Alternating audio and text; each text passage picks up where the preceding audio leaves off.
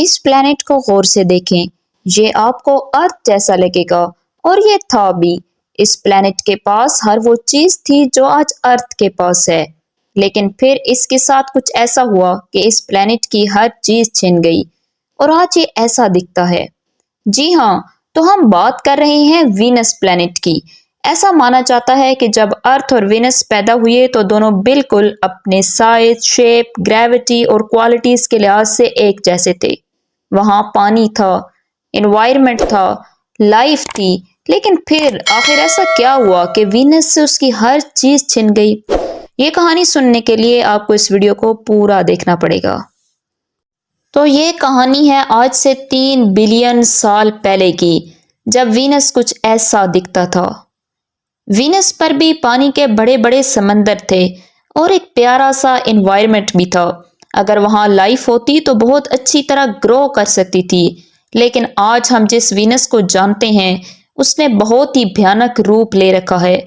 वहां गर्मी बहुत ज्यादा है और बारिश में पानी की बजाय तेजाब बरसता है। और तो और बाकी प्लैनेट्स की निस्बत ये उल्टा रोटेट करना शुरू हो चुका है। 1761 में एक साइंटिस्ट थे जिनका नाम था मिखाइल लोमोनोसोव। वो टेलीस्कोप से वीनस को देख रहे थे। जब वीनस सन के आगे से गुजरा तो उन्होंने देखा कि वीनस के आगे एक बाल जितनी पतली सी लेयर है और वो लेयर और कुछ नहीं बल्कि एटमॉस्फेयर था। जैसा अब हम मार्स पर कॉलोनीज बनाने का सोचते हैं ना, ऐसा उस वक्त लोग वीनस के मुतालिक सोचते थे, क्योंकि वीनस के पास एक थिक एटमॉस्फेयर है जो कि लाइफ को सपोर्ट कर सकता है। 20th सेंचुरी तक लोगों को लगता था कि अगर वो वीनस पर जाएंगे तो उन्हें या तो एलियंस मिलेंगे या फिर डायनासोर्स घूमते फिरते नजर आएंगे, और अर्थ की तरह उन्हें वहां भी किसी स्पेस सूट की जरूरत नहीं पड़ेगी।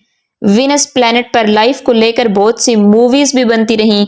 इन शॉर्ट लोगों को वीनस से बहुत उम्मीदें थीं, पर उनकी ये उम्मीदें तब टूटी जब पहला स्पेसक्राफ्ट वीनस पर भेजा गया। 1962 में मरीनर स्पेसक्राफ्ट वीनस पर जाता है।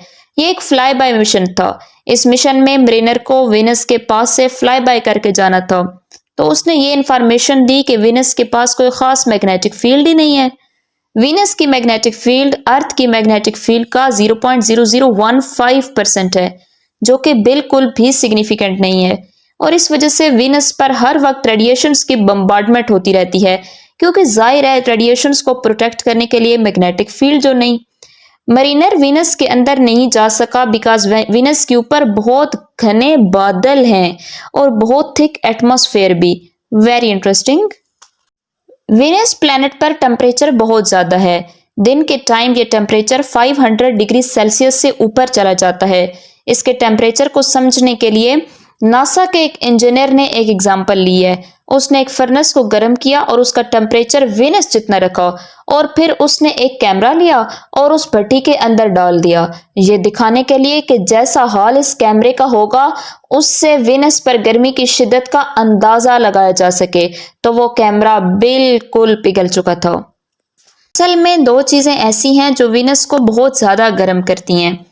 एक है वीनस का एटमॉस्फेयर और दूसरा कार्बन डाइऑक्साइड। जब सन की हीट वीनस के एटमॉस्फेयर पर पड़ती है तो वीनस का थिक एटमॉस्फेयर उस हीट को अब्जॉर्ब करता रहता है, जिसकी वजह से वीनस पर ग्रीन हाउस इफेक्ट पैदा होता है जो कि उसको बहुत गर्म रखता है। फिर कार्बन डाइऑक्साइड ऐसी गैस है जो ग्लोबल वार्मिंग की सबसे बड़ी वजह है। अर्थ पर कार्बन डाइऑक्साइड की परसेंटेज 0.04% है और यह भी हमें बहुत ज्यादा लगती है, लेकिन वीनस पर 96.5% है। Can you imagine? और वीनस पर जो बादल हैं वो सल्फ्यूरिक एसिड के हैं, जिसकी वजह से वीनस पर पानी नहीं बल्कि तेजाब की बारिश होती है। लेकिन वो बारिश वीनस की जमीन पर पहुंचती नहीं, क्योंकि वीनस पर गर्मी बहुत ज्यादा है, तो वो बारिश उसकी जमीन पर पहुंचने से पहले ही भाप बन जाती है और इवेपोरेट हो जाती है। और एक और इंटरेस्टिंग बात कि मून के बाद अगर आसमान में कोई ऑब्जेक्ट ब्राइट नजर आता है तो वो वीनस है, जिसकी ब्राइटनेस का अंदाजा इस बात से लगाया जा सकता है कि जब मून नहीं होता तो वीनस की रोशनी साया बनाने के लिए काफी होती है। अब ये कैसे पॉसिबल है? तो इसका एक रीजन तो ये है कि वीनस अर्थ के बहुत क्लोज है और दूसरी वजह है वीनस का एटमॉस्फेयर, जो कि बहुत थिक है और लाइट इसके अंदर नहीं जा सकती बल्कि सरफेस से ही 70% रिफ्लेक्ट हो जाती है, जिसकी वजह से वीनस बहुत ब्राइट दिखता है। वीनस की अजीब बात यह भी है कि उल्टा रोटेट करता है। बाकी प्लैनेट्स एंटी क्लॉकवाइज रोटेट करते हैं, तो वीनस क्लॉकवाइज घूमता है। तो इस पर सूरज भी ईस्ट से नहीं बल्कि वेस्ट से निकलता है, जिसकी वजह से वीनस का एक दिन पूरे 243 दिनों के बाद आता है और इसी वजह से इसकी मैग्नेटिक फील्ड बहुत कमजोर है। तो ये सब सुनने के बाद आप अभी तक यही सोच रहे होंगे कि वीनस के साथ ऐसा क्या हुआ कि इसका आज ये हाल है। तो इसके मुतालिक बहुत सी थ्योरीज हैं, जिनमें से एक है कुलियन थ्योरी।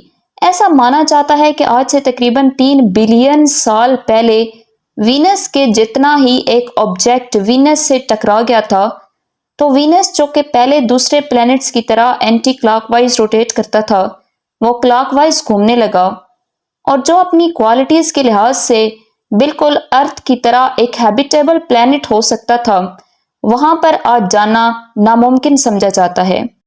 तो रिसेंट रिसर्च के मुताबिक जो वीनस के साथ ऑब्जेक्ट कोलाइड किया था वो और कोई नहीं बल्कि हमारी अर्थ थी, क्योंकि उसके साथ कोलाइड करने वाले ऑब्जेक्ट का साइज बिल्कुल वीनस जितना था। तो वीनस जितना जो साइज है वो अर्थ का ही है, so that's why earth collide कर गई थी वीनस के साथ। लेकिन मजीद इस पर वीनस प्लैनेट के मुतालिक इंफॉर्मेशन और इस थ्योरी को हम इंशाल्लाह नेक्स्ट वीडियो में डिस्कस करेंगे।